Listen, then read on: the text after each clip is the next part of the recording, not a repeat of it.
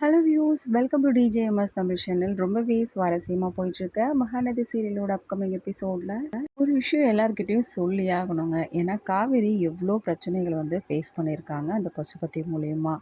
இப்போ ஏன் இந்த விஷயத்த நான் சொல்கிறேன்னா, ஏன்னா வயிற்றில் குழந்தையோடு இருக்க தருணத்தில் என்ன மாதிரியான சண்டைலாம் போட்டு எப்படிலாம் எதிர்த்து நின்று போராடி அவங்க குடும்பத்துக்கு எவ்வளோ ஆதரவாக இருந்தாலும் பாருங்கள், காவேரியோட வயிற்றில் இருக்க குழந்தைக்கு எதுவும் ஆகக்கூடாது அப்படின்னு சொல்லிட்டு நம்ம எல்லாருமே பயந்துருப்போம். இப்போ அந்த பாப்பா காவேரி போலவே ஒரு சிங்க பெண்ணாக தாங்க வளர்ந்து வரும். இவ்வளோ கஷ்டப்பட்டு சம்பாதிச்ச வீடு என்ன பண்ணுறாங்க, தன்னோட குழந்தைங்க நல்லா இருக்கணும் அப்படின்ற ஒரே காரணத்துக்காக என்ன பண்ணுறாங்க, சாரதம்மா பரவாயில்ல இந்த வீட்டை விட்டு கொடுத்துட்டு நம்ம வேலையை பார்த்துக்கிட்டு போயிடலாம் அப்படின்ற முடிவெடுக்கிறாங்க.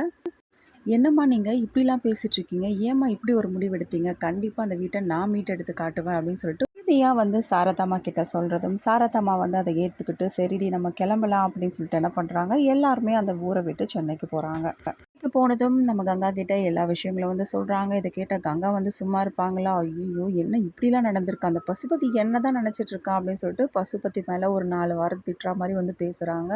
வீட்டில் உள்ளவங்களுக்கு எல்லாருக்குமே கங்கா இந்த சமயத்தில் நீ எதுக்காகடி இவ்வளோ டென்ஷன் ஆகிற அப்படின்னு சொல்லிட்டு சொல்கிறாங்க. ஆனால் இந்த சமயத்தில் நம்ம காவேரியோட நிலைமையை நினச்சி பாருங்க. நெக்ஸ்ட் இதை பற்றி பேசும்போதே அவங்க கவலைப்படக்கூடாது, ஏன்னா வயிற்றுல பாப்பா இருக்குது அப்படின்னு நினைக்கிறவங்க காவேரி எந்த அளவுக்கு போராடிட்டு எந்த அளவுக்கு பிரச்சனையை ஃபேஸ் பண்ணிட்டு வந்திருக்காங்க நம்ம எல்லாருக்குமே தெரியும்.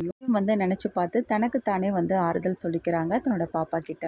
இங்கே திரும்பி வந்ததுக்கு அப்புறமாவும் சாரதாமாவில் நிம்மதியாக இருக்க முடியல, ஏன்னா வீட்டு பிரச்சனை இவ்வளோ பெரிய பிரச்சனை போயிருக்கு. தன்னோட வீட்டையே அவனோட வீடு அப்படின்னு சொல்லிட்டு உரிமை கொண்டாடும் போது தான் அவங்களால தாங்கிக்கவே முடியல. அதை மட்டும் நினச்சி பார்த்து அழ ஆரம்பிக்கிறாங்க.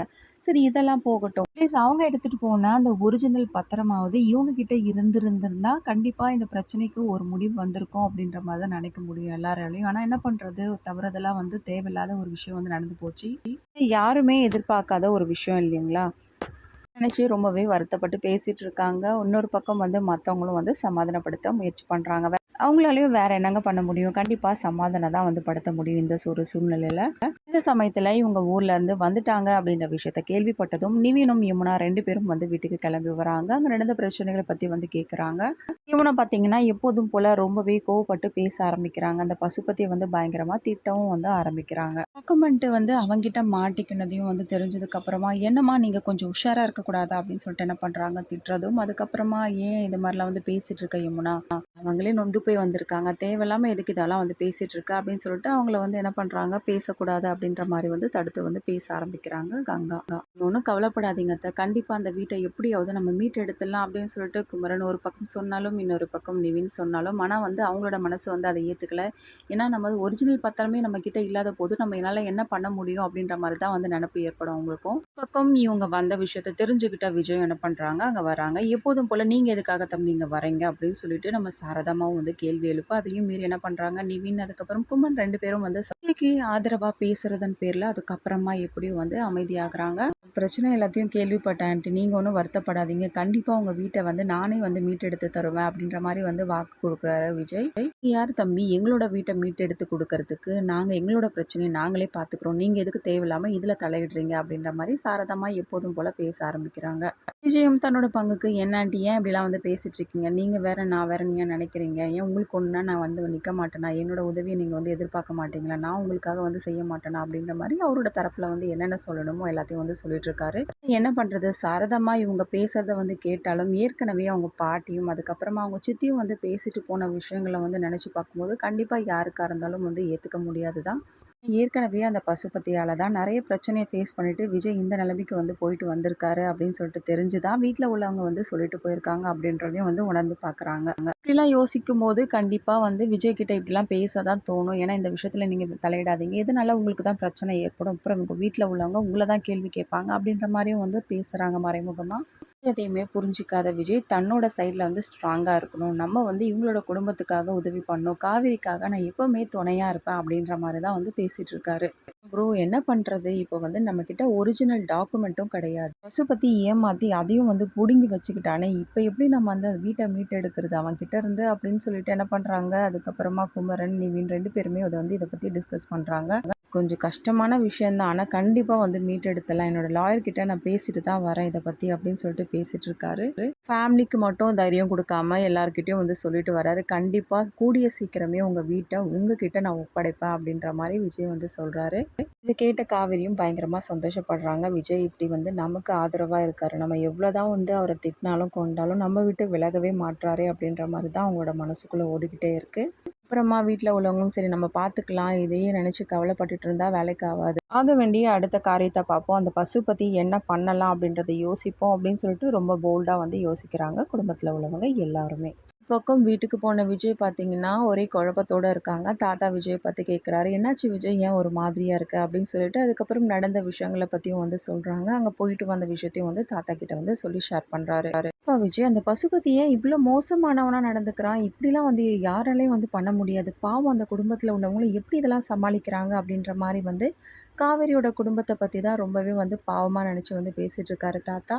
தாத்தா அந்த பசு பத்தி அடங்கவே மாட்டேன்றான். அவன என்னதான் பண்றதுன்னே தெரியல அப்படின்னு சொல்லிட்டு ஆக்ரோஷமா பேசுறத கேட்டு அங்கேருந்து பாட்டி வந்துடுறாங்க. "என்னப்பா விஜய்?" அப்படின்னு சொல்லிட்டு கேட்க, "ஒண்ணும் இல்ல பாட்டி" அப்படின்னு சொல்லிட்டு விஜய் வந்து மறைச்சாலும், "நீங்க பேசுனத எல்லாத்தையும் நான் கேட்டுட்டு தான் இருந்தேன் விஜய். நீ தயவு செய்து இந்த பிரச்சனையில வந்து தலையிடாத. தேவையில்லாம உனக்கு தான் பெரிய பிரச்சனையில வந்து முடியும்." அப்படின்ற மாரி வந்து பேசுறாங்க. "என்ன பாட்டி நீங்க?" அப்படின்னு சொல்லிட்டு விஜய் வந்து கேட்டாலும், "வேற என்னப்பா பண்றது? எங்களுக்கு உன்னை விட்டா வேற யாருப்பா இருக்கா? என்னோட பொண்ணு வந்து என்னை நம்பி வந்து விட்டுட்டு போயிருக்கா. உன்னை நல்லபடியா பார்த்துக்கணும்னு சொல்லிட்டு நாங்க இருக்கிற அந்த கொஞ்ச காலத்திலயாவது எப்படியாவது உனக்கு ஒரு நல்ல வாழ்க்கைய வந்து நாங்க அமைச்சு குடுக்கணும்னு நெனைக்கிறோம்ப்பா." அப்படின்ற மாரி வந்து பாட்டி பேசுறத கேட்டு விஜய்க்கு ஒண்ணுமே புரியல. "என்ன பாட்டி சொல்ல வர்றீங்க?" "இல்லப்பா, உன்னோட வாழ்க்கை வந்து சந்தோஷமா இருக்கணும். ஒரு நிம்மதியான வாழ்க்கை உனக்கு கிடைக்கணும்னு தாம்மா நெனைக்கிறேன்." அப்படின்னு சொல்லிட்டு சமாளிக்கிறாங்க. "நீங்க ஒண்ணும் கவலைப்படாதீங்க பாட்டி. எனக்கு எந்த பிரச்சனையும் வராது. நான் எல்லாத்தையும் வந்து தைரியமா ஃபேஸ் பண்ணுவேன்." அப்படின்னு சொல்லிட்டு விஜய் வந்து சொல்றாங்க.